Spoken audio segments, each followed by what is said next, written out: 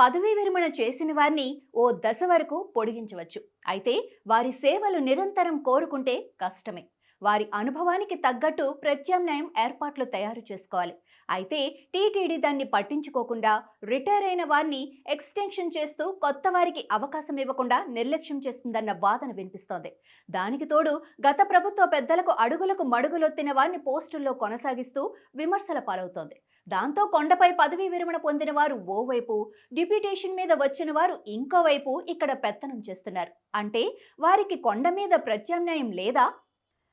ప్రపంచంలో అతిపెద్ద హిందూ ధార్మిక సంస్థ తిరుమల తిరుపతి దేవస్థానం. అక్కడ ఎవరున్నా లేకపోయినా స్వామివారి సేవలు, భక్తులకు సదుపాయాల కల్పన జరుగుతూనే ఉంటాయి. అప్పట్లో తిరుమల కొండపై ఓ వెలుగు వెలిగిన డాలర్ శేషాద్రి స్వామివారి సేవలతో పాటు పీఠాధిపతుల సేవలు, స్వామివారి అలంకరణ అన్నీ ఆయనే చూసుకునేవారు. ఆయన ఉన్నప్పుడు తనకు ఆల్టర్నేటివ్గా ఎవ్వరికీ శిక్షణ ఇచ్చి తయారు చేయలేదు.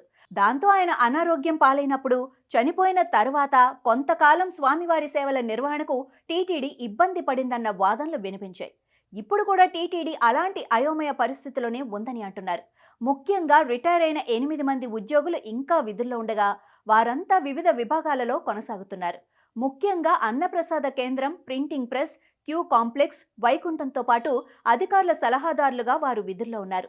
వారంతా తమ రంగంలో అత్యంత నిపుణులు అయినప్పటికీ ఓ టైం బాండ్ పెట్టుకొని టీటీడీలో ప్రస్తుతం పనిచేస్తున్న యువ ఉద్యోగుల అభిరుచులు గుర్తించి వారికి ఆయా రంగాలలో సీనియర్ల ద్వారా శిక్షణ ఇప్పించాలి.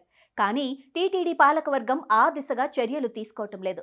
కొండపై భాస్కర్ నాయుడు పాములు పడతారు. 2005 నుంచి ఇప్పటి వరకు తిరుమలలో 18,000 పాములు పట్టి మళ్లీ అడవిలోకి వదిలిన చరిత్రను స్నేక్ క్యాచర్ భాస్కర్ నాయుడు సొంతం చేసుకోగా, రిటైర్ అయిన తర్వాత కూడా ఆయన విధుల్లో కొనసాగుతున్నారు. ఆయన తర్వాత నెక్స్ట్ ఎవరంటే టీటీడీ ఫారెస్ట్ విభాగం దగ్గర సమాధానం లేదు. భాస్కర నాయుడుతో కనీసం మరో 5గురికి శిక్షణ ఇప్పించాల్సి ఉన్నా ఎందుకో పట్టించుకోవటం లేదు. కేటరింగ్ విభాగంలో రిటైర్ అయిన శాస్త్రి ఇంకా అదే పదవిలో కొనసాగుతున్నారు. ఆయనతో ఎంతమందికి ఆ విభాగంలో శిక్షణ ఇప్పిస్తున్నారంటే సమాధానం నిల్. అలా ఉద్యోగ విరమణ చేసిన వారు వివిధ విభాగాల్లో 8 మంది కొనసాగుతున్నారు. వారికి ఎక్స్టెన్షన్ ఇస్తూ నవంబర్లో కొత్త పాలక మండలి ఆమోదం తెలిపినట్లు సమాచారం. అయితే అదే సమయంలో వారి బాధ్యతలు భవిష్యత్తులో ఎవరు చూస్తారని పాలక మండలి ప్రశ్నించలేకపోయింది. వారికి తోడు రెవెన్యూతో పాటు వివిధ విభాగాలలో గత వైసీపీ ప్రభుత్వంలో డిప్యూటేషన్ మీద వచ్చిన వారి గడువు ముగిసినా ఇంకా కొనసాగుతూనే ఉన్నారు. గత ప్రభుత్వంలో డిప్యూటేషన్ మీద 6గురు డిప్యూటీ కలెక్టర్లు వచ్చి చేరారు.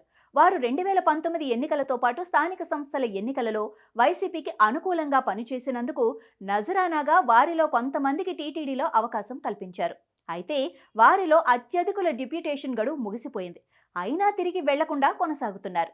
వైసీపీ హయాంలో డిప్యూటేషన్పై వచ్చిన 2 ఐఏఎస్లు కూడా కొండపై విధుల్లో కొనసాగుతున్నారు.